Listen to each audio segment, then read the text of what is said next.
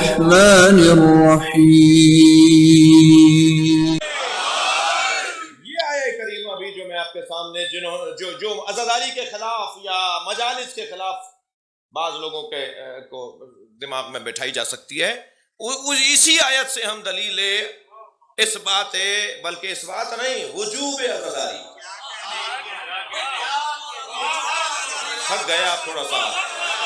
نہیں، اسی عزاداری سے میرے بزرگوں کے وہ ہیں بھائی نظریات، میں جن کا شاگرد ہوں ان کے نظریات ہیں. عزاداری اگر کسی زمانے میں مستحب تھی تو آج واجب ہے.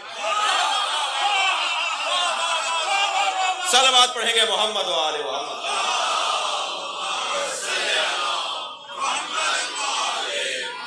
توجہ کر لی آپ حضرات نے؟ ارشاد ہو رہا ہے لا يحب اللہ الجہر بالسوء من القول.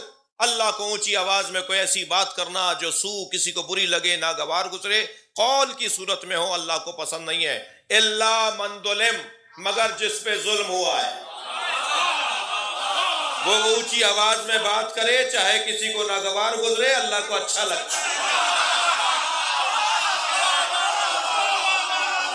صلوات پڑھیں گے محمد و آل محمد.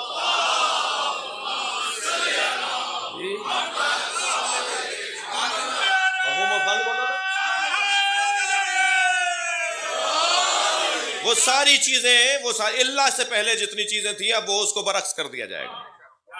الا من ظلم، مگر جس پہ ظلم ہوا ہے. لا یحب اللہ، نہیں یحب اللہ. اب اللہ کو اچھا لگتا ہے، اللہ کو اب اچھا لگتا ہے اونچی آواز میں بات کرو. تمہیں ہر چیز اونچی آواز میں اچھی لگتی ہے، حسین کا نام برا لگتا ہے؟ مسئلہ حسین سے نہیں ہے، مسئلہ اس بات سے ہے کہ جب حسین ہوگا تو کہیں لعنت بھی جائے گی، کہیں مذمت بھی جائے گی، کہیں مارنے والے کا ذکر بھی آئے گا. میں مکے میں حرم الہی سے اپنے ہوٹل کی طرف جا رہا تھا، اسی ہولیے میں تھا، میں کہہ چکا آپ سے. تو برابر سے دو مصری گزرے، کہنے لگے ایرانی جا رہا ہے.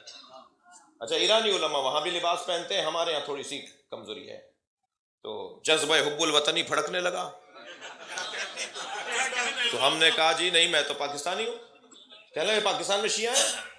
میں نے کہا بینکوں کا ریکارڈ تو بتاتا ہے 90% شیعہ ہیں.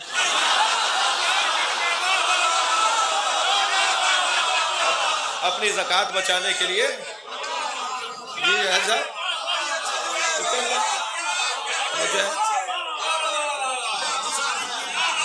کہنے لگے کہ اب آپ یہاں آئی گئے ہیں حج کرنے، تو اپنی اصلاح کر کے جائیے. میں نے کہا جی فرمائیے، ہم میں کیا خامی ہے، کیا خوبی ہے؟ کہنے نہیں، خوبی تو کوئی نظر نہیں آتی، خامیاں ہی ہیں. تو وہ ایک لمبی لسٹ ان کے پاس تھی، اور یہ آپ کرتے ہیں، یہ کرتے ہیں، وہ کرتے ہیں، یہ کرتے ہیں، اور بہت ساری باتیں وہ کرنے لگے کہ یہ درود و سلام، یہ منقبت، یہ سب مزاروں کی پوجا، یہ ساری باتیں. تو میں نے کہا جی اس میں اعتراض کیا ہے؟ کہنے لگے موٹا تو اعتراض یہ ہے کہ پہنچتے ہی نہیں ہے، مر گئے. جب مر گئے، ختم ہو گئے، تو پھر جب پہنچتا نہیں ہے تو آپ اتنی محنت کیوں کرتے ہیں؟ تو میں نے کہا کہ آپ کے ابا زندہ ہیں؟ کہنے نہیں، ان کا انتقال ہو گیا. میں نے کہا ان پہ اللہ کی لعنت ہو.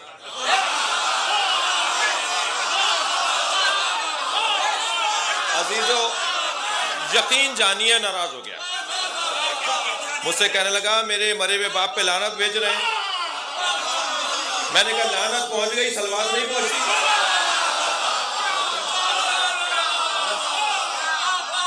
اصل صلوات کو اس لیے روک رہے ہیں کہ کہیں لعنت نہ پہنچ جائے. نہیں ایسی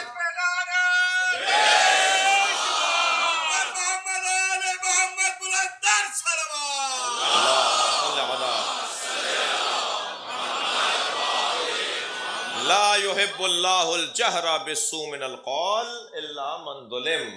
توجہ ہے؟ اللہ کسی بھی ناگوار بات کو جو کسی کو ناگوار گزر رہی ہو اللہ کو پسند نہیں ہے، مگر یہ کہ جس پہ ظلم ہوا ہے. اچھا، ظلم تو امام حسین پر ہوا، ظلم امام حسین پر ہوا، تو آپ کا کیا تعلق ہے؟ تو ہمارا جواب یہ ہے کہ ہمیشہ وارث جو ہوتا ہے نا وہ ثابت کرتا ہے کہ وارث ہے. اگر ایک بچہ ماں باپ کے خلاف ہو جائے تو اسے میراث سے محروم اس لیے کیا جاتا ہے کہ یہ وارث نہیں رہا، توجہ ہے۔ لیکن اگر ماں باپ سے سچا ہو تو میراث اس کو دے دی جاتی ہے۔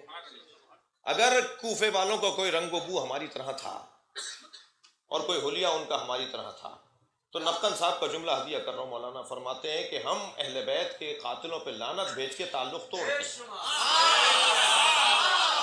اگر تمہارا تعلق نہیں ہے تو تم بھی لعنت بھیجو۔